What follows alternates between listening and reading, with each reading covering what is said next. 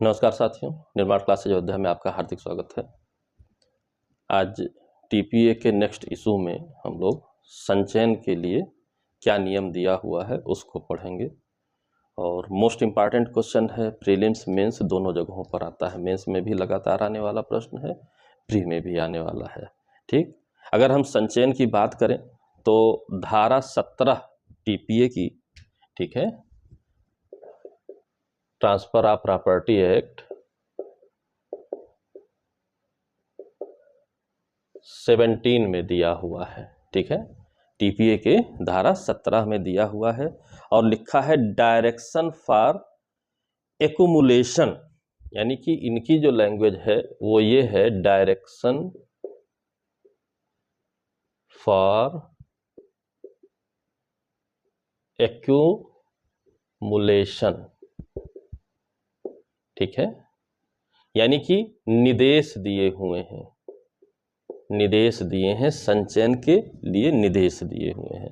तो बात आती है, कई बार कई बच्चों को मैसेज आया कि समझ में नहीं, समझ में इसलिए नहीं आता है, यदि आप टीपीए की धाराओं को, टीपीए के सिद्धांतों को इंडिविजुअल पढ़ेंगे तो आपको समझ में नहीं आएगा। यहाँ पर धाराएं भले अलग लिखी हुई हैं लेकिन कहीं ना कहीं रिलेट होती हैं। जैसे जैसे आपने धारा 10 में पढ़ रखा है कि कोई भी ऐसी शर्त लगाकर अंतरण नहीं किया जा सकता है जो ट्रांसफर हो जाए, जिसके पास जो ट्रांसफरी है उसके अधिकार के इस्तेमाल में, यानी कि संपत्ति जिसको दिए, अब उस पर, उसकी संपत्ति पर उसको अधिकार होना चाहिए। उसके इस्तेमाल में आप कोई ऐसी शर्त नहीं लगा सकते हैं कि इस्तेमाल में उससे बाधा उत्पन्न हो। यदि ऐसी शर्त लगाते हैं तो इसका मतलब ये हुआ कि वो शर्त शून्य होगी। ये तो धारा 10 में लिख दिया गया। इसके बाद 11, 12, 14, 17 इन सब जगहों पर कई बातें लिखी हुई हैं। तो हम इंडिविजुअल 10 पढ़ लिए, फिर इंडिविजुअल 14 पढ़ रहे हैं, इंडिविजुअल 17 पढ़ रहे हैं, इसलिए हमको समझ में नहीं आ रहा है। यहाँ पर भी एक संपत्ति है, ठीक, संपत्ति है, इसका अंतरण हो रहा है। इस संपत्ति का क्या हो रहा है? अंतरण हो रहा है, ट्रांसफर हो रहा है।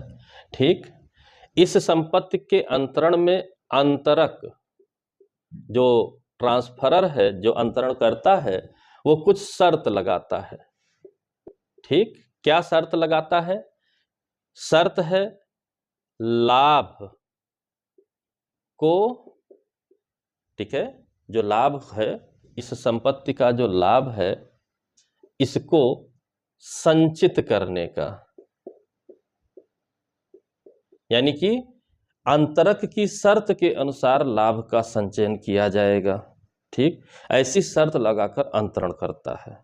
ये एक नॉर्मल बात हुई। अब बेयर एक्ट देखते हैं क्या कहता है। बेयर एक्ट कह रहा है कि संचयन के लिए निर्देश, ठीक है, डायरेक्शन फॉर एक्युमुलेशन, जहां की संपत्ति के किसी अंतरण के निबंधन निर्दिष्ट करते हो कि उस संपत्ति से उद्भूत आय, संपत्ति की जो आय है, अंतरक के जीवन से या अंतरण की तारीख से 18 वर्ष की कालावधि से अधिक कालावधि तक पूर्णतः या भागतः संचित की जाएगी। उपबंधित के सिवाय ऐसा निर्देश वहां तक शून्य होगा जहां तक कि कालावधि जिसके दौरान संचयन करना निर्दिष्ट है पूर्वोक्त कालावधियों में से दीर्घतर कालावधि से अधिक हो। ऐसा इन्होंने लिख दिया। अब समझ में नहीं, समझ में इसलिए नहीं आ रहा है क्योंकि आप समझने की कोशिश नहीं कर रहे हैं, शब्द खाली देख रहे हैं, इसलिए नहीं आ रहा है। तो एक सामान्य सी बात हमने समझी, संपत्ति का अंतरण हो रहा है, अंतरक शर्त लगा रहा है। कैसी शर्त? लाभ का संचयन करना, संचित करने की शर्त लगा रहा है। ठीक, अब ये है, आप स्वयं से प्रश्न बनाइए, किया जा सकता है या नहीं? तो उत्तर है पूर्णतः या भागतः, यानी कि चाहे कंप्लीट बेनिफिट चाहे पार्टली बेनिफिट, ठीक है, किया जा सकता है। यानी कि संचित पूर्णतः या भागतः लाभ को किया जा सकता है, ऐसी शर्त लगाई जा सकती है। ये बात क्लियर हो गई। अब क्या होगा? दूसरा प्रश्न होना चाहिए कि कितनी अवधि तक, ठीक है, ये शर्त कितनी अवधि तक? आप जानते हैं धारा 14 में थ्योरी ऑफ परपेचुइटी पढ़े, रूल अगेंस्ट परपेचुइटी पढ़े, शाश्वतता का जो सिद्धांत है टीपीए में, शाश्वतता के विरुद्ध नियम को आपने पढ़ा कि शाश्वत अंतरण नहीं किया जा सकता है अपवादित परिस्थितियों को छोड़कर। तो अगर ये हमेशा के लिए कह देगा तब तो शाश्वतता के विरुद्ध नियम में ही आ जाएगा, और 14 कहता है कि ऐसी शर्त शून्य है। तो इन्होंने उसी को एक्सप्लेनेशन के रूप में लिखा कि भाई लिमिट है कितनी अवधि तक। तो पहली कंडीशन है, ठीक है, फर्स्ट कंडीशन है अंतरक का जीवन काल। सेकंड कंडीशन है अंतरण से 18 वर्ष तक।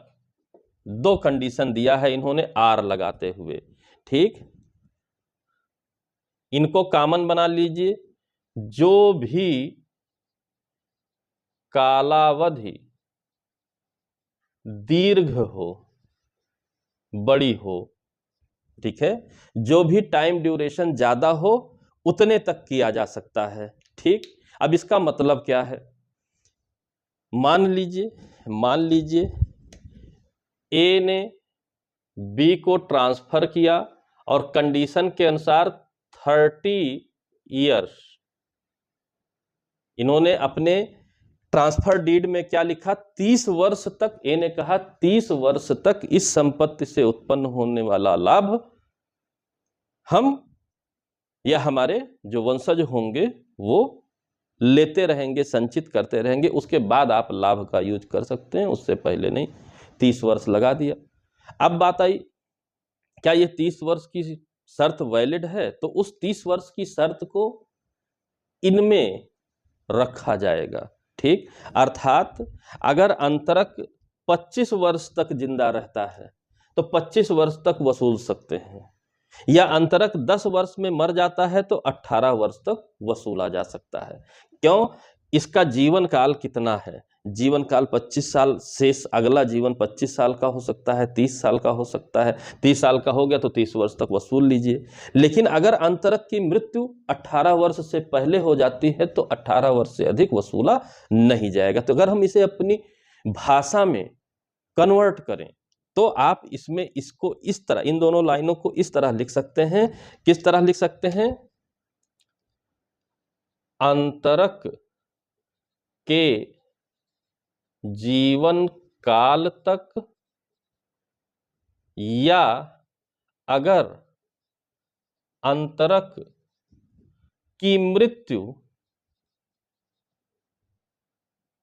18 वर्ष अंतरण के, सॉरी इसको लिख लीजिए,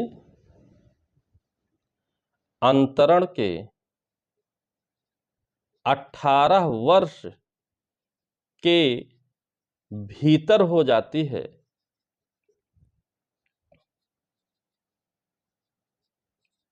तो अधिकतम 18 वर्ष तक ही।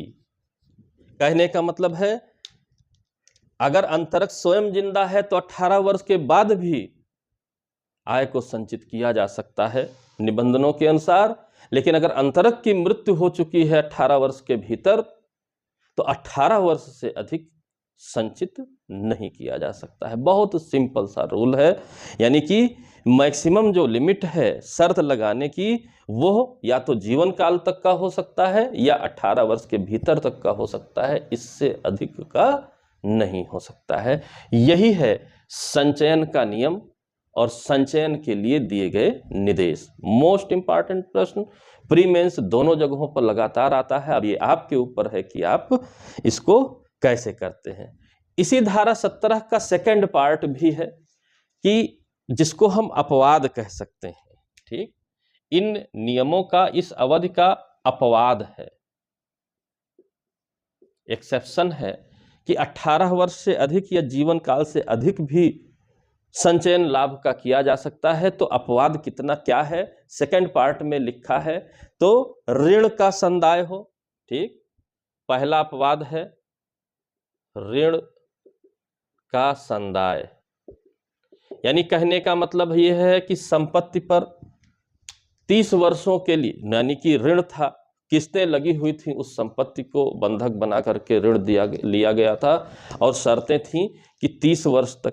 तो अब बात आई कि आज अंतरण कर रहे हैं, अभी 30 वर्ष तक की वार्षिक किस्तें 30 बाकी हैं, तो अंतरक ने शर्त लगा दिया कि जब तक किस्तों का भुगतान ऋण के नहीं हो जाता है तब तक वसूला जा सकता है। तो 18 वर्ष की लिमिट या जीवन काल की लिमिट लागू नहीं होगी। जब तक ऋण का संदाय पूरा नहीं हो जाएगा तब तक वसूला जा सकता है। 50-50, 60-60 साल तक के लोन होते हैं, तब तक लाभ को लोन में, ठीक है, ऋण के लिए आप मर्ज कर सकते हैं, कोई समस्या नहीं, ऋण के लिए संचित किया जा सकता है। दूसरी कंडीशन लिखी हुई है कि पुत्र पुत्रियों या संततियों के लाभ के लिए, ठीक, यानी कि जो संतान या संतानों का लाभ, इसके लिए भी आप व्यवस्था बना सकते हैं। लिखा हुआ है कि कोई ही अन्य व्यक्ति के पुत्र पुत्रियों दूसरे संस्ततियों के किन्हीं भागों का जो है, यानी कि आपने ट्रांसफर किया और ट्रांसफर के दौरान शर्त लगाई कि ये है अवयस्क बच्चे हैं, इनका हित वित जो है, जब तक एक कंडीशन बना दी, ये वयस्क ना हो जाए या कोई भी बात है नेक्स्ट संतति इनकी ना आ जाए, तो उसके लाभ के लिए किया जा सकता है। तो ऐसा अंतरण में शर्त लगाई जा सकती है। सेकंड के दूसरे पार्ट में लिखा हुआ है और थर्ड पार्ट में लिखा है संपत्ति का परिरक्षण संरक्षण, ठीक है, यानी कि संपत्ति की सुरक्षा के लिए लाभ का कुछ अंश खर्च किया जाएगा हमेशा के लिए, तो ऐसा अंतरण आप कर सकते हैं, ऐसी शर्त आप अंतरण के दौरान लगा सकते हैं। ये 3 अपवाद होते हैं। बाकी आपको अधिकतम लिमिट संचयन के लाभ के संचयन की या तो अंतरक के जीवन काल तक हो सकता है, या पहले मृत्यु हो गई है 18 वर्ष से तो 18 वर्ष से अधिक वसूला नहीं जाएगा। जीवन काल बड़ा है तो जीवन काल भर, और जीवन काल पहले ही समाप्त हो गया है तो अधिकतम 18 वर्ष तक वसूला जा सकता है। पिछली बार क्वेश्चन आपका इसी तरीके से आया था, लोग समझ नहीं पाए कि 18 वर्ष लगाएं कि जीवन काल लगाएं। ये आपको बहुत सामान्य बातों में समझना है, ठीक, कि जो अवधि ज्यादा है उस अवधि तक वसूला जा सकता है, ईयर वाला या जीवन काल वाला, और अपवादों को जानना है। शॉर्ट नोट्स में भी आएगा, 10 नंबर का भी क्वेश्चन आएगा, प्रीलिम्स में भी आएगा। आपको तर्कों के साथ लिखना होगा, स्पष्ट उपबंध को लिखना होगा, अदरवाइज आपको नंबर नहीं मिलेगा। तो ये आपको मेंटेन करना आपकी जिम्मेदारी है, ठीक। Most important transfer of property act का क्वेश्चन है, लगभग हर साल आने की उम्मीद रहती है, ठीक है। तो इसको इस तरह, कोई फिर भी समस्या रहती है आप मैसेज करके पूछ सकते हैं। आशा करता हूँ वीडियो पसंद आई होगी, पसंद आई हो तो लाइक करें, चैनल को यदि आपने सब्सक्राइब ना किया हो तो सब्सक्राइब करें, बेल आइकन दबा दें, और ताकि इस तरीके के वीडियोस जो क्वेश्चन ओरिएंटेड हैं आपको लगातार मिलते रहें, आपकी तैयारी बेहतर होती रहे। तैयारी में कोई, ठीक है, इस तरीके का जो है, आप लोगों को भी ये सोचना चाहिए कि वीडियोस को देखना या कुछ भी कि बस ऐसे ही देख लिए चाहे जो कर रहा है, उचित नहीं है। अपने करियर को पहचानिए, करियर ओरिएंटेड बनिए, सिलेक्शन लीजिए, उसमें कोई बाधा नहीं आनी चाहिए। इसलिए उचित वीडियोस देखिए, उचित एक्सप्लेनेशंस को देखिए, कॉन्सेप्ट क्लियर हो जिसका उसको देखिए, अदरवाइज समय का नुकसान होगा तो समय की भरपाई आप कभी भी नहीं कर पाएंगे। वीडियो पसंद आई हो लाइक करें, शेयर करें, चैनल सब्सक्राइब करें। मिलते हैं अगले टॉपिक, अगले वीडियो के साथ। कोई और आपको क्वेश्चंस की ज़रूरत है, कई तो आए हुए हैं, आप मैसेज कर दीजिए, उन पर कोशिश रहेगी कि वीडियो बनाकर आपको अपलोड कर दिया जाए। मिलते हैं अगले वीडियो में, तब तक के लिए जय हिंद, जय भारत, धन्यवाद।